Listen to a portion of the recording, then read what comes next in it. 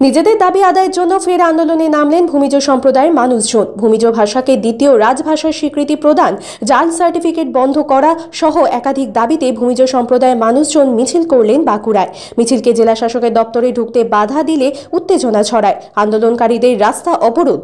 বুধবার ভূমিজ সম্প্রদায়ের মানুষের জেলা শাসকের দপ্তরে ডেপুটেশনকে কেন্দ্র করে ব্যাপক উত্তেজনা ছড়ায় বাঁকুড়ার জেলা শাসকের দপ্তরে। অভিযোগ, জেলা শাসকের দপ্তরে ঢোকার মুখেই ভূমিজদের মিছিল পুলিশ আটকে দেয়। এরপর এলাকায় উত্তেজনা ছড়িয়ে পড়ে। এরপরই আন্দোলনকারী ভূমিজরা জেলা শাসকের দপ্তরের সামনে অবরোধ শুরু করেন। ভূমিজ ভাষাকে দ্বিতীয় রাজভাষা হিসেবে স্বীকৃতি দেওয়া এবং আদিবাসীদের আদিবাসী হিসেবে জাল সার্টিফিকেট প্রদান বন্ধ সহ বেশ কিছু দাবিকে সামনে রেখে আজ জেলা শাসকের দপ্তরে ডেপুটেশনে ডাক দেয় আদিবাসী ভূমিজ সমাজ। ভৈরব স্থান মোড় থেকে মিছিল করে জেলা শাসকের দপ্তরে যান ভূমিজ সম্প্রদায়ের মানুষেরা। জেলা শাসকের দপ্তরের সামনে ব্যারিকেড করে মিছিল আটকে দেয় পুলিশ, আর তাতেই উত্তেজনা ছড়িয়ে পড়ে এলাকায়। মূলত আমাদের ভূমিজ জাতির বেশ কিছু দাবি দাওয়া নিয়ে 10 দফা দাবি নিয়ে আমরা আজকে বাঁকুড়া জেলার ডিএম শাসকের দপ্তরে ডেপুটেশন আকারে আমাদের দাবিগুলো পেশ করার জন্য এসেছি।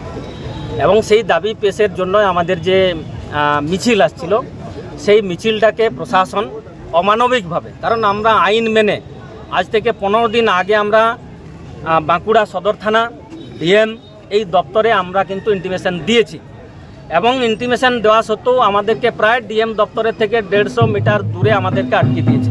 এটা অমানবিক ছাড়া আমরা অন্য কিছু বলতে পারছি না। কারণ এই গণডেপুটেশনে আসা মানুষরা কখনোই আইন শৃঙ্খলা ভঙ্গ করে না, তথা আদিবাসীরা কখনো আইন শৃঙ্খলা ভঙ্গ করে না।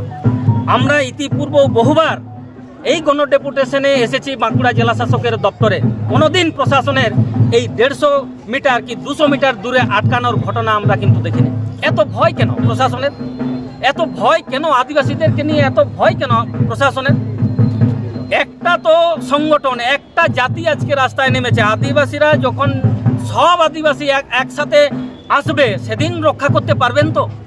সেদিন রক্ষা করতে পারবেন তো? আমি বাঁকুড়া জেলার পুলিশ প্রশাসনের উদ্দেশ্যে এই কথা বলছি। মূলত আপনার দাবিগুলো কি? আমাদের দাবি আছে যে ভূমিজদের মাতৃভাষা ভূমিজ ভাষাকে সরকারের দ্বিতীয় রাজভাষার স্বীকৃতি দিতে হবে। ভূমিজ বিদ্রোহের মহানায়ক গঙ্গানারায়ণ সিংয়ের জন্ম জয়ন্তীতে সাধারণ ছুটি ঘোষণা করতে হবে, অথবা জোয়ার বিদ্রোহের মহানায়ক রঘুনাথ সিংয়ের জন্ম জয়ন্তীতে সাধারণ ছুটি ঘোষণা করতে হবে। একই সাথে 5 বাগা রেল ওভারব্রিজের যে নতুন হয়েছে তার নামকরণ শহীদ বীর রঘুনাথ সিংয়ের নামকরণে করতে হবে। আমাদের যে নিজস্ব পরম্পরা, পূজাস্থল জাহের থান এবং পারম্পরিক বহু বছরের পারম্পরিক রীতি পরম্পরা হাড়শালি, সেই হাড়শালি সংরক্ষণের ব্যবস্থার জন্য প্রশাসনিক উদ্যোগ নেওয়ার কথা দাবি আমাদের রয়েছে। ভূমিজ জাতির যে পর্চা, জমির যে পর্চা, সেই পর্চাতে আগে কিন্তু জাতি মেনশন করা থাকতো বা জাতি উল্লেখ থাকতো। ইদানিং কিন্তু সেই জাতি উল্লেখ করা হচ্ছে না, যার কারণে আদিবাসীদের জমি ও আদিবাসীদের বা জমি দালালদের হাতে হস্তগত হয়ে যাচ্ছে। এই আশঙ্কা থেকে আমরা এই দাবি নিয়েছি। হোস্টেলগুলো তো বন্ধ, এবং এটা গোটা রাজ্য দেখছে।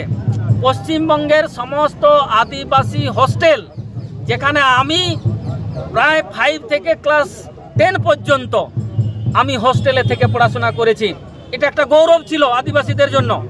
সেই হোস্টেলটা টোটালি বন্ধ করে দেওয়া হয়েছে এ রাজ্যে। কোথাও কোনো হোস্টেল এই মুহূর্তে কিন্তু চালু নেই, মানে স্কুল হোস্টেল এখনো কিন্তু চালু নেই। যদি আপনাদেরকে ডেপুটেশন প্রদান করতে বাধাপ্রাপ্ত হন, আপনারা কি করবেন? আমরা এই মুহূর্তে রেড ক্রসের যে চৌরাস্তা, সেই চৌরাস্তা অবরোধ করেছি এবং এটা অবরোধ থাকবে। আমাদেরকে পুরো মিছিল আমাদের ডিএম দপ্তরে যেতে অনুমতি দিতে হবে বা যেতে দিতে হবে। অনুমতি তো নেওয়াই আছে, আমাদের যেতে দিতে হবে। ফলে আমরা এই অবরোধ তুলব, নচেত এখানে অবরোধ চলতে থাকবে। প্রয়োজনে আরও যে পিছনের রাস্তা আছে, সেই পিছনের রাস্তাও আমরা অবরোধ এই মুহূর্তে করতে পারি এবং বাধ্য হব। পুলিশ প্রশাসনের আচরণের জন্য আমরা বাধ্য হব।